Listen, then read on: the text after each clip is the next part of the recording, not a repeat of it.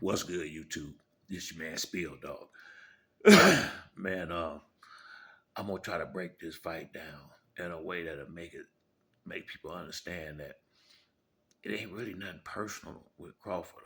I think I know Crawford is a great fighter.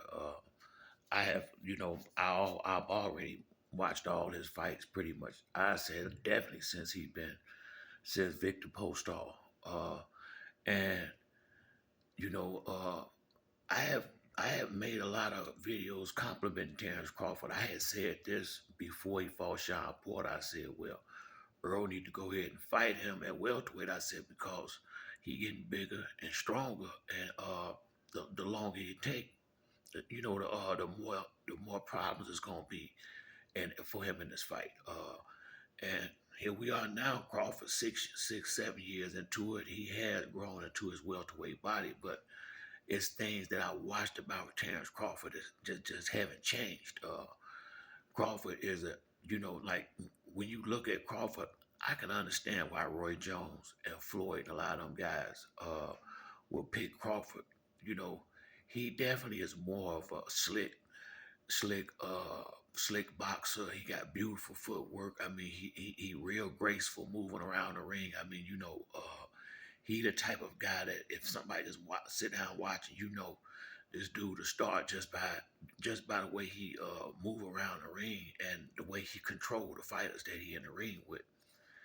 But the thing that I've seen that I've noticed in most of his fights, definitely since he been welterweight, he get clipped a lot of times in his fights. I mean, he get clipped and caught clean a lot in these fights, and these guys, a lot of them shouldn't. They really not on his level. And I mean, it's just facts. Terrence Crawford can fight, but even with that said, he real irresponsible on his defense, and a lot of times, his jabs don't have nothing behind them. I mean, he got a nice jab when he want to really work that stick, but you know, for some reason that necessarily ain't really him like that. He do little range finding jabs just to kind of really set you up for other stuff. He don't he don't have he don't use his jab to necessarily hurt you. It's just like a range finder and a setup punch to some degree. Crawford liked to control the tempo in the rounds that he fought, and I was just looking at, like I said, I saw Avantasia clip him way more times than he should have. I can look and tell Crawford used him for a tune-up fight for Spence because, I think, it seemed like soon as the gloves busted and it looked like a problem, Crawford, at the minute he felt like mashing on the gas and coming forward, he got that dude up out of there, which let me know he could have done that right a lot of rounds earlier. That's just like he was just giving the fans a little run, give them their money's worth. I've seen him, like I said, you know, with the guys he been in the ring with, he has looked fantastic against them. But once again, these guys is nowhere close to Earl. They're all clipping him in these fights, and I like in the Sean Porter fight, he was really, if you watch that fight, Crawford was losing when he got to the 10th round. And not only that, uh, Crawford's length and the reach advantage was a big. And Sean, you can look and tell Sean was in that, I think it was the 10th round, ninth round, somewhere around there. He was running out of gas. He was tired. He wasn't in as some fighters would say 15 round shape. And when Crawford started touching him after the first knockdown, uh, it was time Crawford was able to play his game because he just kept taking a half a step back, and he already had the height and reach on Sean, and he stayed at that range where he could touch Sean, and Sean couldn't touch him. He's not gonna be able to do that with Spence because he's not gonna have that length and reach comfort zone that he's had in the last three fights I've seen him in. You know, Spence now Spence is much more defensively responsible. than Terrence Crawford, and he a bigger, stronger fighter, and I think he a bigger puncher. Just me watching Crawford fights, I think Spence is a much bigger puncher than Crawford. Crawford do have some big punches. His overhand right, his right uppercut. He got big shots, but his big shots is more about leverage. If he got you at the right distance, and like I said, you don't want to be on the end of his punches. I don't see no way how Crawford gonna be able to keep Earl off of him and fight at the same time. I watched him, moving around again and ring against Avenation, which like I said, it looked to me like he was really practicing with that dude. You know, uh, Spence gonna cut the ring off. Now I think Crawford know that, so I don't think the fight that he gave Avenation is not the same fight that Earl gonna get. You understand? That's styles make fights, and I still see Crawford trying to use the ring, but I think Earl is real good at cutting the ring off and forcing the fight. And I look at the way Earl gonna keep his hands up high, can keep them up nice and tight. He gonna work behind that jab, and Earl is, like I said, he is a much better boxer than he get credit for. He is the most disrespected ex-Olympia fighter I have seen in a long time. I mean, you hardly ever see the fighters that was in the Olympics, unless it's their rival, speaking out, not speaking up for a fellow Olympian or whatever. And for them to discredit Earl's boxing ability as if he just some brute that's just running over dudes. Now he did that to Lamont Peterson. It's been a few people that he had ran over like that, but if you watch the Mikey Garcia fight, Spence could have fought that fight a different way. He went in there to show people he could box, and he outboxed Mikey.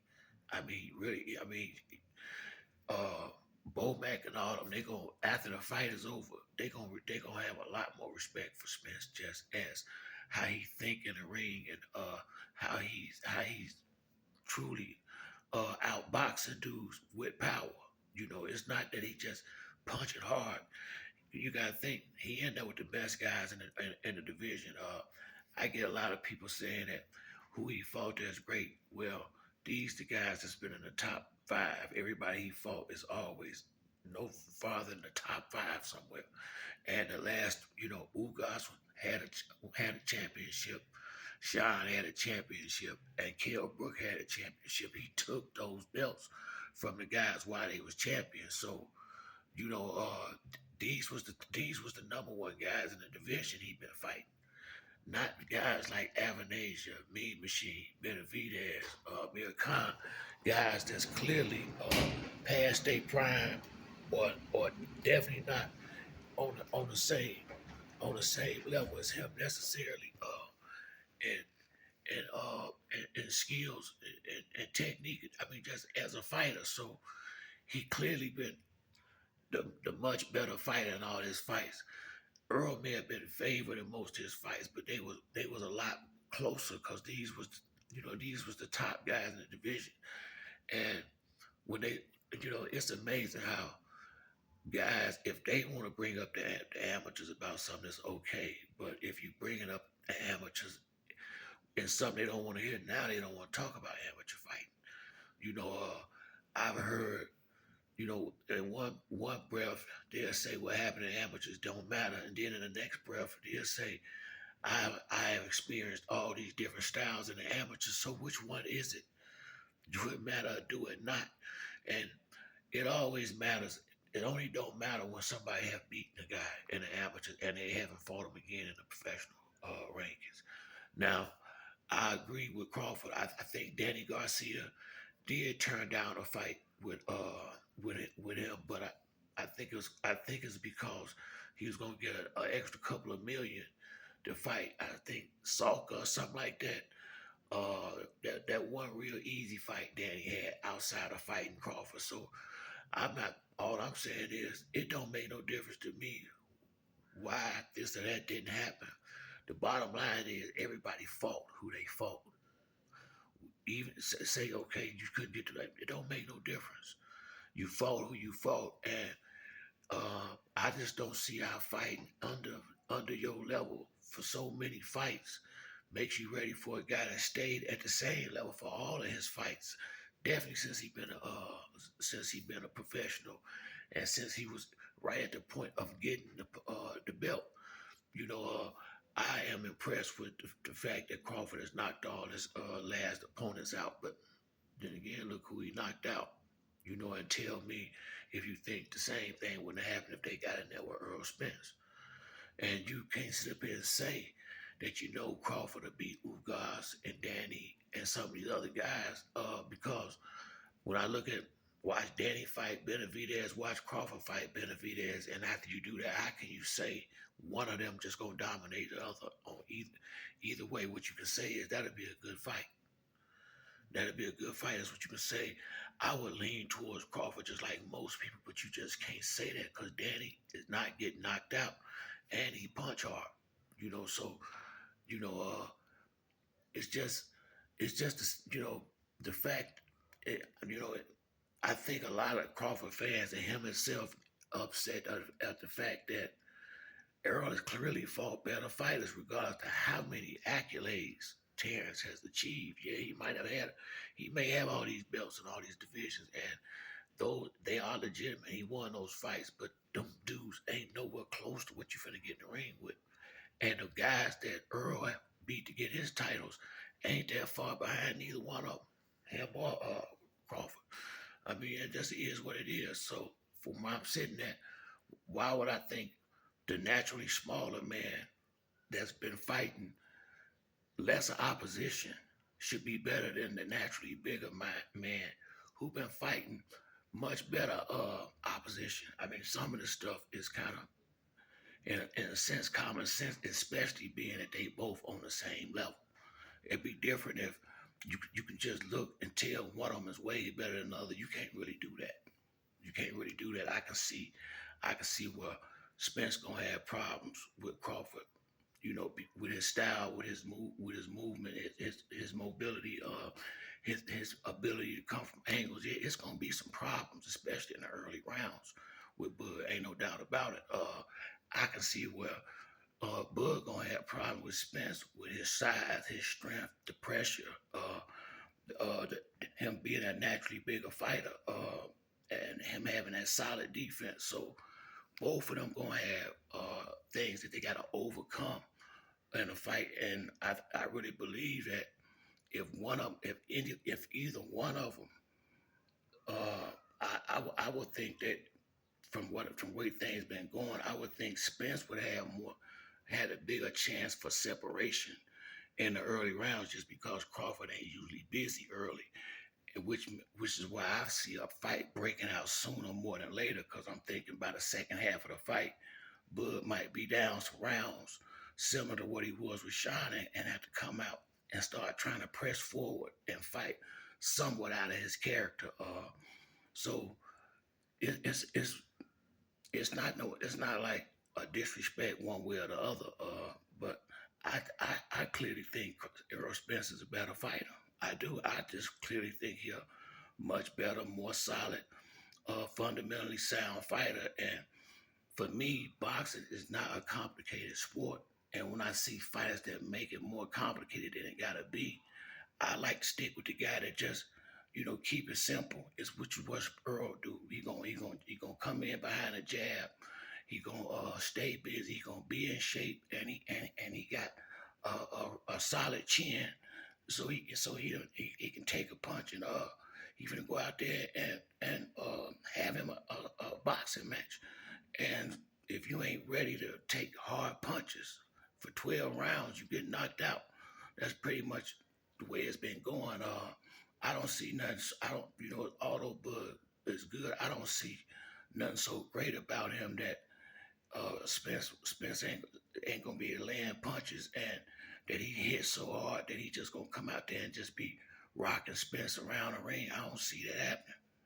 I could see it possibly happen on the other end though, because I've seen Sean Porter was teeing off on Bud pretty good. Sean Porter not a big puncher. Spence hit way harder than Sean Porter, and I think a better boxer than Sean Porter, and Sean Porter gave Bud hell in that too. You know, like I say, man, So from where I'm sitting at, I like both fighters, but I really don't see Crawford being. I don't see him. I don't see how he win this fight. I don't see how he win this fight. I can't find a scenario where I think he gonna be able to do more than Earl in these rounds, and that he gonna be able to take more than Earl. I can't I can't create a scenario in my head where I see that happening, and so that's why I'm firm on my stance. Crawford is a great fighter. He's gonna continue to be a great fighter if he fight on after this. But this is what I think the buck stop right here, because I think he's gonna be able to bigger, better, stronger fighter. You know, uh, but that's it for me on this video. If you like the video, hit the like or subscribe. Till the next time, it's your boy Spill Dog. I'm out.